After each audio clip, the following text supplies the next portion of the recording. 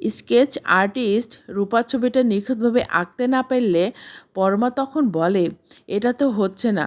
তখন পরমা নিজে ছবিটা আঁকে নিখুঁতভাবে। এটা দেখে সুদীপা বলে, পরমা, তুমি নিখুঁতভাবে এত সুন্দর ছবি আঁকো? তখন ছবিটা হাতে পেয়ে আদিত্য তখন পুলিশ কনস্টেবলকে বলে, এই ছবিটা সব জায়গায় টাঙিয়ে দাও আর নিচে নামটা, রূপার নামটা লিখে দাও। আদিত্য এটাও বলে যে ওখানকার সিসিটিভি ফুটেজটা আমার চাই।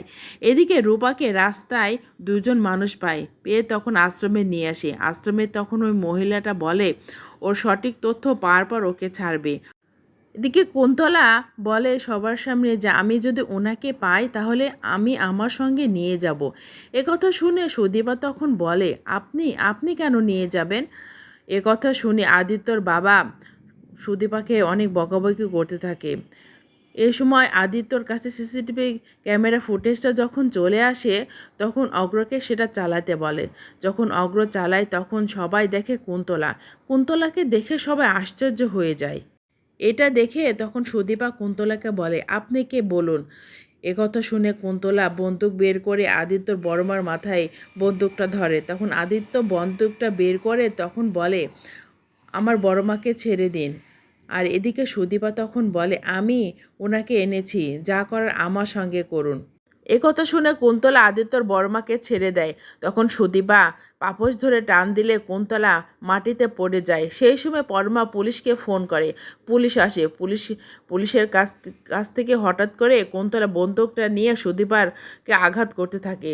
আর বলতে থাকে, তুমি আমার সাথে ডিল করে তুমি আমার সাথে এমন করছো বলে কুন্তলা সুদীপাকে হাতে গুলি করে সেখান থেকে পালিয়ে যায়। তখন আদিত্য সুদীপাকে হসপিটালে নিয়ে যাওয়ার জন্য তড়িঘড়ি করতে থাকে। পাশে এসে পরমা দাঁড়ালে পরমার সাথে আদিত্যর যখন ধাক্কা লাগে তখন আদিত্য বলে, এখানে কি দাঁড়ানোর জায়গা? বলে সুদীপাকে হসপিটালে নিয়ে যায়। তখন পরমা যখন মন খারাপ করে দাঁড়িয়ে থাকে তখন সঞ্চারী এসে বলে, তুমি তো এই বাড়িতে আদিত্যর সাথে থাকার জন্য এসেছো। একথা অগ্র শুনে অগ্র বলে, আমি জানি তুমি সুদীপার কাছে থাকার জন্য ওখানে গিয়েছিলে। তুমি সুদীপাকে দেখতে চাও? তাহলে চলো আমার সঙ্গে। তখন আদিত্য বড়মা অগ্রর কাছে এসে বলে, তুই তোর বোনকে বাঁচিয়ে নিয়ে আসবি এই বাড়িতে। আদিত্য সুদীপাকে নিয়ে হসপিটালে নিয়ে আসে। তখন ডক্টর বলে, ওনার তো রক্তের প্রয়োজন।